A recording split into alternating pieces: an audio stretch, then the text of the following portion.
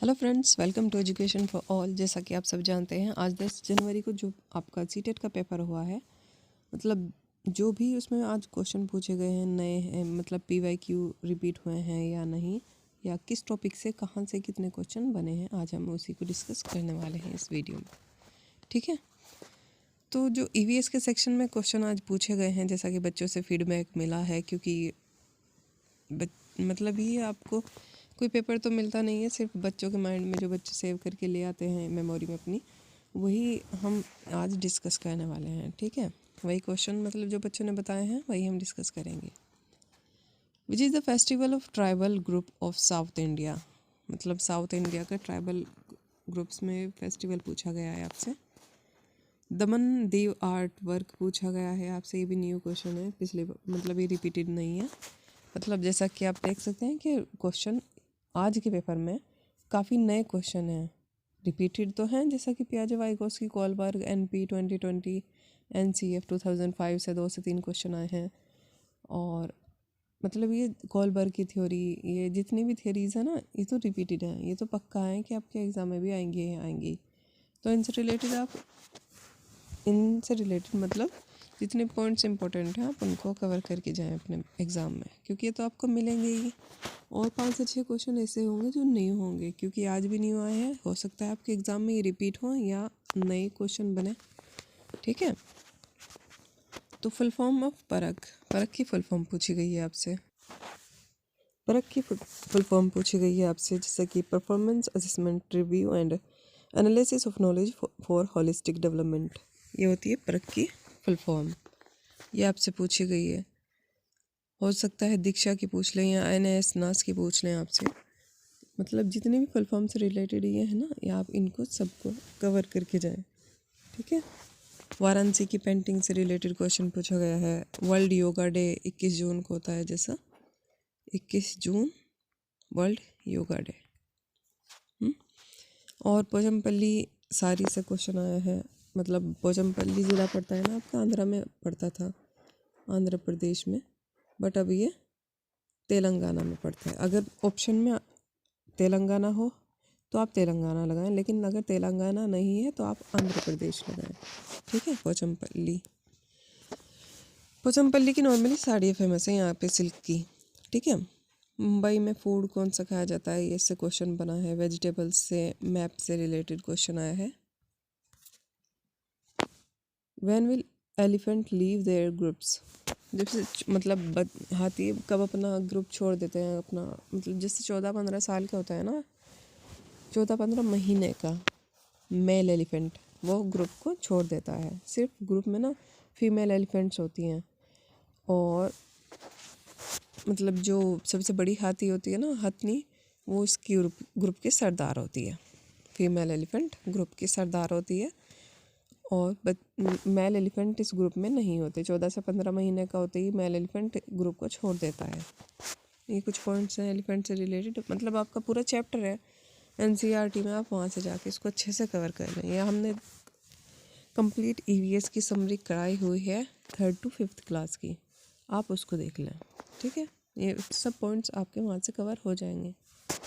Peacock पे question आया है। असम बम्बू, मतलब बम्बू पर घर कहाँ बनाए जाते हैं असम में, ये क्वेश्चन तो रिपीटेड है।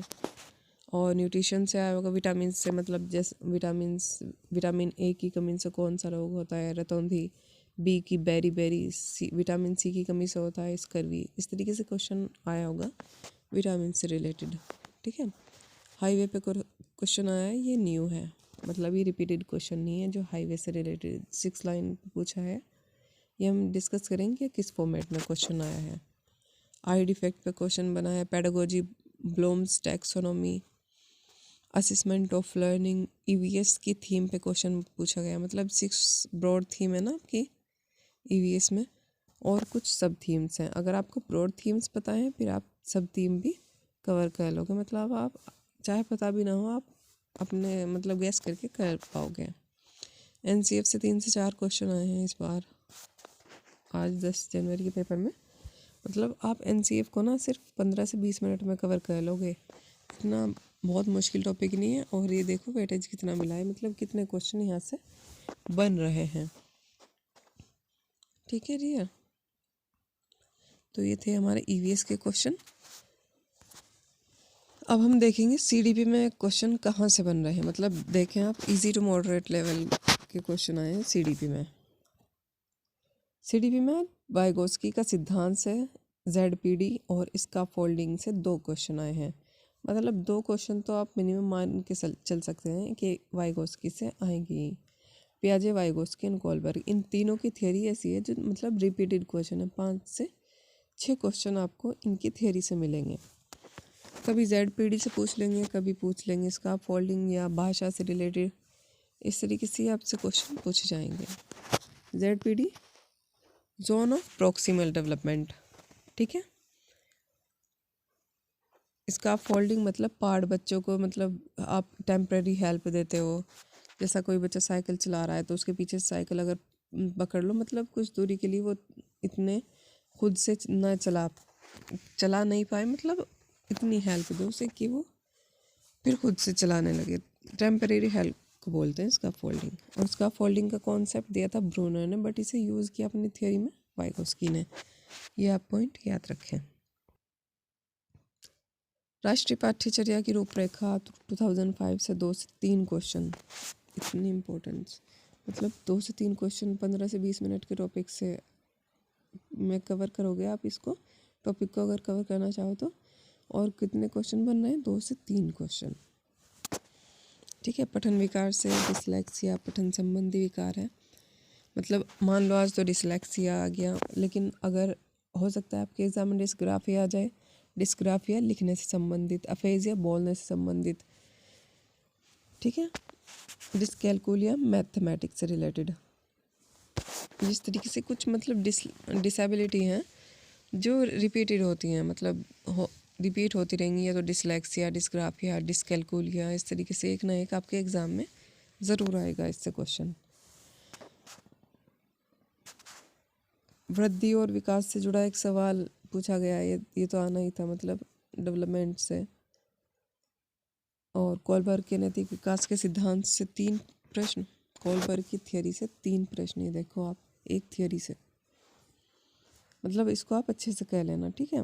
इन्होंने 3 लेवल बताए हैं और 6 स्टेजेस दिए हैं कोलबर्ग ने। 6 स्टेजेस और 3 लेवल बताए हैं कोलबर्ग ने। Pre conventional, conventional and post conventional, ये 3 लेवल बताए इन्होंने। और उनकी थियरी को क्रिटिसाइज़ किया था कैरल गिलिगन ने। किस बेस पे कि वो मतलब जेंडर बाइस थियरी है, इस बेस पे कुछ पॉइंट्स हैं इनकी थियरी से रिलेटेड। जीन पियाजे के सिद्धांत में इसमें स्कीमा से क्वेश्चन पूछा गया है।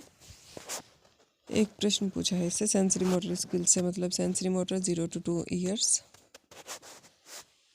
इससे क्वेश्चन आया होगा। मतलब ये पूछा होगा ऑब्जेक्ट परमानेंस कब आ जाता है। 18 महीने के बच्चे में ऑब्जेक्ट परमानेंस आ जाता है ना, तो इससे ही मतलब कोई क्वालिटी पूछ ली होगी सेंसरी मोटर की।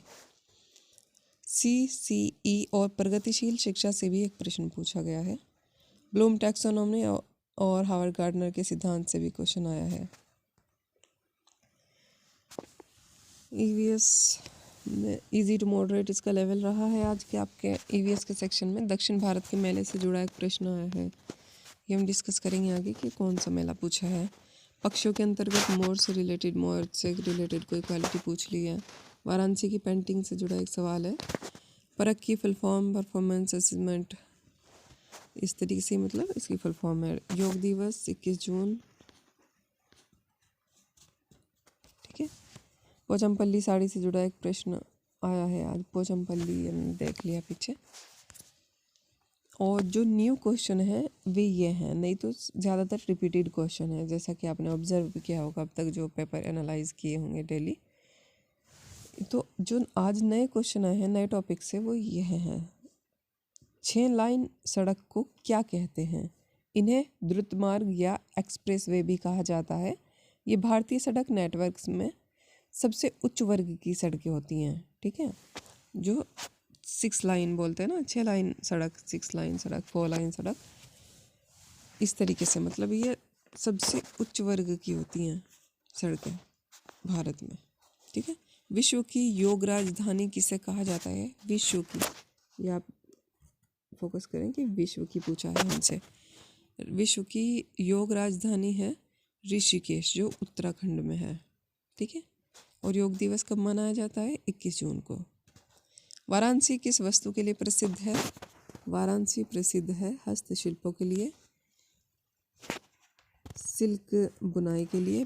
बनारस का ब्रोकेट फेमस है ना, वहाँ की बनारस की कढ़ाई को बोलते हैं ब्रोकेट। यहाँ की बनारसी साड़ी प्रसिद्ध है। ये न्यू क्वेश्चन है जो आज के एग्जाम में आए हैं। ठीक है। सुलभ शौचालय किसकी संस्था है? तो ये संस्था है बिंदेश्वर पाठक जी की, और ये एक गैर सरकारी संस्था है। दक्षिण भारत का आदिवासियों का सबसे बड़ा मेला मैदाराम है। ठीक है, मैदाराम, जिसे आदिवासियों का महाकुंभ भी कहा जाता है। आदिवासियों का महाकुंभ किसे कहा जाता है? मैदाराम मेले को। ठीक है। सबसे बड़ा तो कुंभ मेला है, लेकिन दूसरे नंबर का सबसे बड़ा मेला है मैदाराम। तो ये थे आपके कुछ जो न्यू क्वेश्चन इस बार आए हैं, नहीं तो PYQ से ही रिपीटेड क्वेश्चन है सेम। मतलब जो थ्योरी है पियाजे, वाइगोस्की एंड कोलबर्ग की थ्योरी से 5 क्वेश्चन हम मान के चलें तीनों की थ्योरी से, क्योंकि आज सिर्फ कोलबर्ग की थ्योरी से 3 क्वेश्चन आए हैं और 2 पियाजे वाइगोस्की की। पियाजे से 2 क्वेश्चन है, तो 5 से 6 क्वेश्चन इन तीनों की थ्योरी से मिलेंगे आपको। हावर्ड गार्डनर की थ्योरी से आया है आज, वो तो मतलब डेली ही आता है हावर्ड गार्डनर की थ्योरी से भी, लेकिन और NCF से भी क्वेश्चन है। 3 से 4 क्वेश्चन, 3 क्वेश्चन NCF 2005 से हैं, NP से हैं। ये तो रिपीटेड टॉपिक है, मतलब इन्हें डेली बेसिस बताना कि इनसे क्वेश्चन आ रहे हैं, तो ये तो बेवकूफ़ी ही होगी, क्योंकि टाइम वेस्टिंग है। आप मतलब ये टॉपिक तो अच्छे से कवर कर लें जितने भी बार बार रिपीट हो रहे हैं। और जो ये न्यू क्वेश्चन आए हैं, ये हो सकता है रिपीट हो, नहीं तो आपके एग्ज़ाम में 5 से 6 क्वेश्चन आपको भी नए मिलेंगे आपके सिलेबस, आउट ऑफ सिलेबस। ठीक है। तो ये था हमारा 10 जनवरी को जो आपका पेपर हुआ है CTET का, वही जो बच्चों से फीडबैक मिला है, मतलब कहाँ से कितने क्वेश्चन बने हैं, उसको आज हमने डिस्कस किया है। आई होप आपको समझ आया होगा और आप अपनी तैयारी करते रहिए अच्छे से। ठीक है, टेक केयर, बाय बाय।